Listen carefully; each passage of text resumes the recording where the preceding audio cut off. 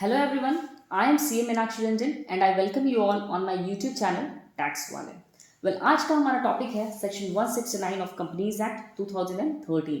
इस सेक्शन में हम डिस्कस करेंगे रिमूवल ऑफ डायरेक्टर्स के बारे में। इससे पहले भी मैंने एक वीडियो कवर किया था, वो था सेक्शन 168, जहाँ पे हमने देखा रेजिग्नेशन ऑफ डायरेक्टर्स के बारे में। मतलब अगर डायरेक्टर्स को खुद से कंपनी से हटना है या रिजाइन करना है तो वो सेक्शन 168 के अंडर कवर होते हैं।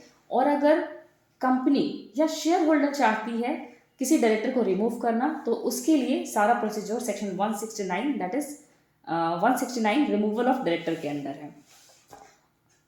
ये वीडियो इम्पॉर्टेंट है स्टूडेंट्स के लिए तो है ही, क्योंकि मैंने ये पूरा वीडियो बिल्कुल एक फ्लो चार्ट के फॉर्मेट में रखा है।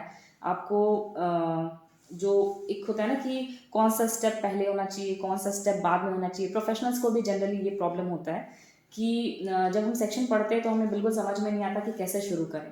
तो मैंने इस चीज़ को बड़ा ध्यान रखा है कि स्टेप बाय स्टेप मैंने बताया है कि पहले कौन सा चीज़ करना है, उसके बाद कौन सी चीज़ करनी है। तो professionals as well as students दोनों के लिए ये वीडियो काम का है। नेक्स्ट चलते हैं। सबसे पहली चीज़ जो मैंने डिस्कस करना सही समझा वो ये है कि सेक्शन 169 को यूज़ करके आप किन डायरेक्टर्स को नहीं रिमूव कर सकते हैं। A director can not be removed directors appointed under section 242 by the tribunal. अगर सेक्शन 242 के अंडर ट्रिब्यूनल ने किसी डायरेक्टर को अपॉइंट किया है तो शेयर होल्डर्स सेक्शन 169 को यूज करके उनको रिमूव नहीं कर सकते। क्यों नहीं रिमूव कर सकते हैं? क्यों ट्रिब्यूनल अपॉइंट करती है डायरेक्टर? ट्रिब्यूनल डायरेक्टर्स तब अपॉइंट करती है जब कंपनी की जो फंक्शनिंग है वो पब्लिक इंटरेस्ट में नहीं हो रही है, या माइनॉरिटी शेयर होल्डर्स के राइट्स को दबाया जा रहा है, या फिर ऑपरेशन मिसमैनेजमेंट वाला केस में भी ट्रिब्यूनल अपने डायरेक्टर्स अपॉइंट करती है। तो अगर इस टाइप का कुछ भी होता है और कंपनी जो है वो अप्लाई करती है अंडर सेक्शन 241 ट्रिब्यूनल को, और ट्रिब्यूनल सेटिस्फाई हो जाती है तो वो सेक्शन 242 में एक रेमेडी के तौर पे अपने डायरेक्टर्स को अपॉइंट कर देती है कंपनी के अंदर, सो दैट कि कंपनी का वर्किंग स्मूथ हो जाए, शेयर होल्डर्स को बहुत ज़्यादा लॉस नहीं हो। ये सब रीज़न होता है। तो अगर ट्रिब्यूनल ने अपने डायरेक्टर को अपॉइंट किया हुआ है सेक्शन 242 को यूज़ करके, तो फिर वो शेयर होल्डर्स को बिल्कुल ये राइट नहीं दे सकती कि वो सेक्शन 169 को यूज़ करके उनके डायरेक्टर्स को रिमूव कर सके। सो आई थिंक ये क्लियर है। सेकंड है कि सेक्शन 163 कि अगर कंपनी ने सेक्शन 163 को यूज करके अपने 2/3 of the total number of directors को अपॉइंट किया है, that is by using the principle of proportional representation. अगर कंपनी ने principle of proportional representation use करके अपने 2/3 of the total number of directors को अपॉइंट किया है, तो अब उन 2/3 डायरेक्टर्स को रिमूव करने के लिए सेक्शन 169 को कंपनी या शेयर होल्डर्स नहीं यूज कर सकते हैं। I think I am clear. Section 169 को यूज करके आप प्रोपोर्शनल रिप्रेजेंटेशन के थ्रू जो डायरेक्टर्स अपॉइंटेड है उसको रिमूव नहीं कर सकते हैं। तो ये रेस्ट्रिक्शंस था। नेक्स्ट हम चलते हैं, सबसे पहले एक चीज समझ लेते हैं स्पेशल नोटिस के बारे में। स्पेशल नोटिस क्या होता है? स्पेशल नोटिस का मतलब हो गया कि ये नोटिस जो इशू कर रहे हैं वो शेयर होल्डर्स है जिसके पास एटलीस्ट 1% वोटिंग पावर है, या जिनका paid up share capital at least 5 lakh rupees है। Special notice is required to be signed by members holding not less than 1% voting power or members holding shares on which at least 5 lakhs has been paid in aggregate। तो special notice यहाँ से तो clear है कि share holder दे रहे हैं special notice, और कौन कितने शेयर होल्डर? जिनके पास एटलीस्ट 1% वोटिंग पावर हो या एटलीस्ट 5 लाख रुपीज का पेड अप शेयर कैपिटल हो। तो स्पेशल नोटिस का मतलब ये हो गया। अब हम डिस्कस करते हैं मेन सेक्शन में। अब हम सेक्शन 169 के मतलब एकदम कोर एरिया में आ गए। शेयर होल्डर्स जो है वो नोटिस देते हैं, स्पेशल नोटिस देते हैं कंपनी को। स्पेशल नोटिस में क्या होगा? स्पेशल नोटिस में होगा कि शेयर होल्डर चाहते हैं कि पर्टिकुलर इस डायरेक्टर को रिमूव किया जाए कंपनी से, और उसके लिए कंपनी को नोटिस दिया जा रहा है जिसमें रिक्वायर्ड जो अभी बताया मैंने उतने शेयर होल्डर्स ने साइन किया हुआ होगा। कंपनी जब नोटिस को रिसीव करेगी तो कंपनी की रिस्पॉन्सिबिलिटी बनती है कि वो इस स्पेशल नोटिस को फॉरवर्ड करे किसको? मेंबर्स को, सो दैट की मीटिंग को कंडक्ट किया जाए और डायरेक्टर को रिमूव किया जाए, और डायरेक्टर को जिसको रिमूव करना है।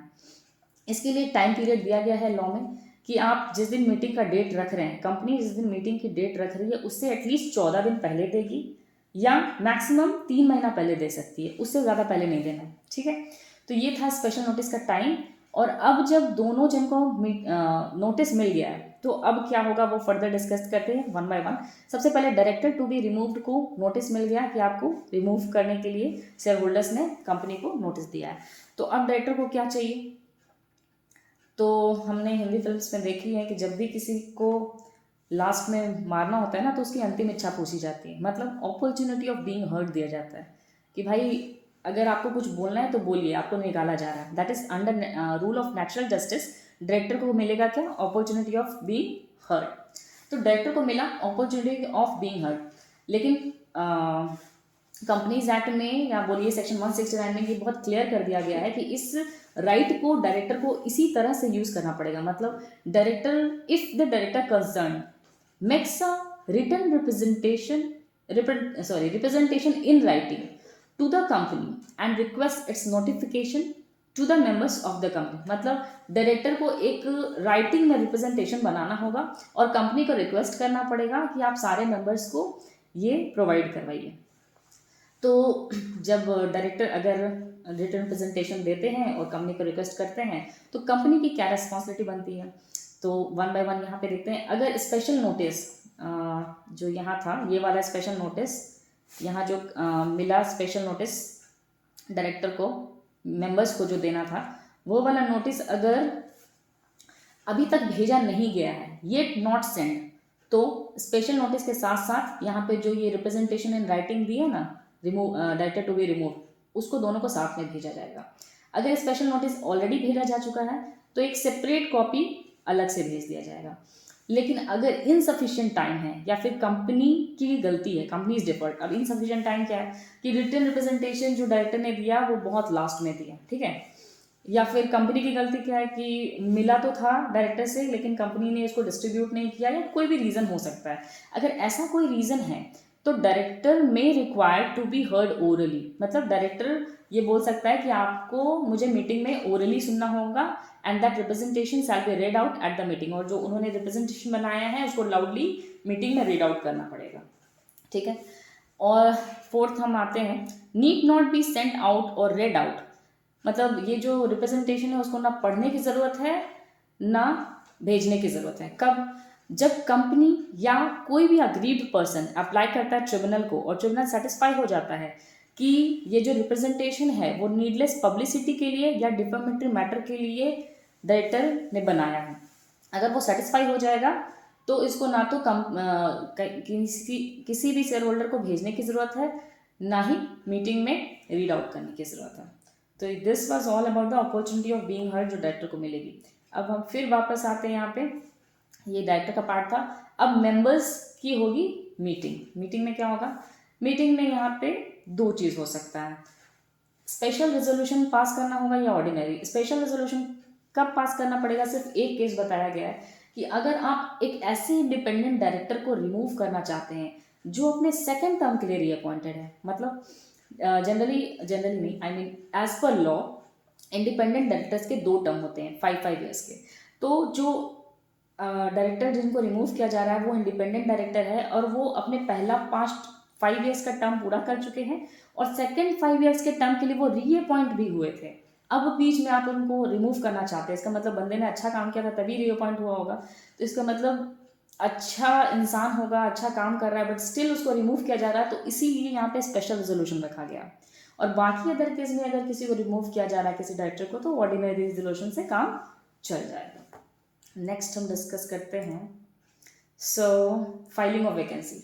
अब जब डायरेक्टर को रिमूव कर दिया गया तो ऑब्वियस है कि वहाँ पे एक वैकेंसी क्रिएट हो गई, तो उस वैकेंसी को उसी मीटिंग में फिल किया जा सकता है बशर्ते कि उनको डायरेक्टर को अपॉइंट करने की, मतलब एक नए डायरेक्टर को अपॉइंट करने के लिए special notice of proposed appointment has been given. अगर ऑलरेडी नोटिस दिया जा चुका है कि नए बंदे को अपॉइंट किया जाएगा, तभी उस मीटिंग में वैकेंसी को फिल किया जा सकता है। और अगर ऐसा कुछ नहीं है, अगर और मीटिंग में कोई वैकेंसी को फिल नहीं किया गया, तो जैसे जनरल कैजुअल वैकेंसी को फिल किया जाता है बिल्कुल वैसे कैजुअल वैकेंसी को फिल किया जाएगा. So it was all about the section 169 of companies act 2013. I think section पूरा क्लियर होगा. और अगर आपको मेरा वीडियो अच्छा लगा तो लाइक करिए, सब्सक्राइब करिए. मैंने वो स्पेशल वाला पेज नहीं बनाया है, but like my video, share my video and subscribe my channel tax वाले. Thank you. I am CA Meenakshi Ranjan और बी कनेक्टेड. हम फिर मिलेंगे विथ न्यू सेक्शन.